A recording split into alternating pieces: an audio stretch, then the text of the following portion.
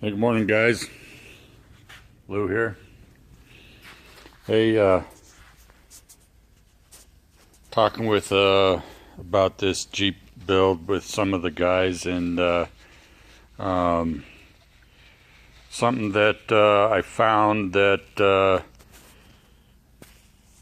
guys that were building motors didn't really know about.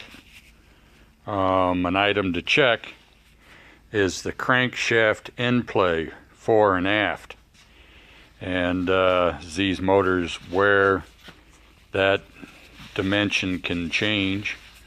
And so real quick, let's show you how you check that. I take a big rubber mallet, bang the crank all the way forward, that way it's thrust is, or it's shoved that way as far as it'll go. And then what we're looking for is between the main bearing here and the thrust plate. What we want is between 4 and 6 thousandths play there.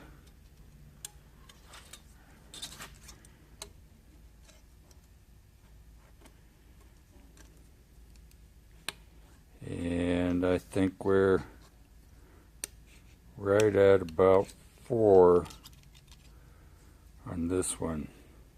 That side's just a tad tight. So what I might do is add a shim. So we have these shims, and they go between the thrust plate and the timing gear, and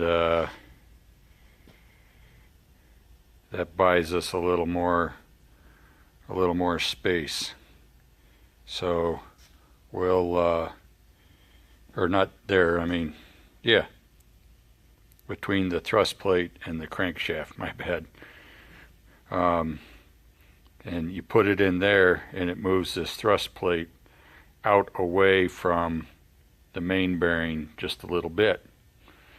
And it's kind of a pain because you got to press the timing gear on and off, and you got to make sure your timing marks line up and that sort of thing. But it's pretty important, because if you have fore and aft end play, then that's moving your rod, your crank on the rod bearings and on all the mains, and you're moving it in the rear main seal, which can cause that to leak. And I know a lot of guys, they have these old tired motors, and they try to put in new rear main seals, and they can't ever get one to seal. Check your end play, and I'll bet you find out that's really sloppy, and that's why your seal won't work. So I hope that little tidbit helps you guys. Happy Jeeping. Okay, so here's a shim. This should buy us thousandths. Work it on there nice and neat so you don't bend the edges on the shaft where it wants to hang up, so it sits nice and flush and flat. And then we'll put the gear back on and we'll remeasure. Okay, putting on the flimsy pulleys to tighten the crank down is a pain. You end up bending them, even though I made a little homemade puller for it. It's just kind of a pain and a risk. So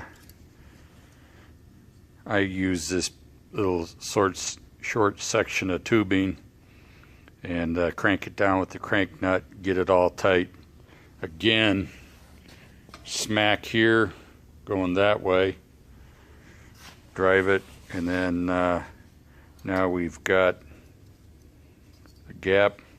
It's supposed to be between 4 and 6, and that's a 5. So we're right dead center in the ballpark. And now I can pull this off and make sure my timing gears are meshed to line up the dots and continue on buttoning it up. So hope that helps.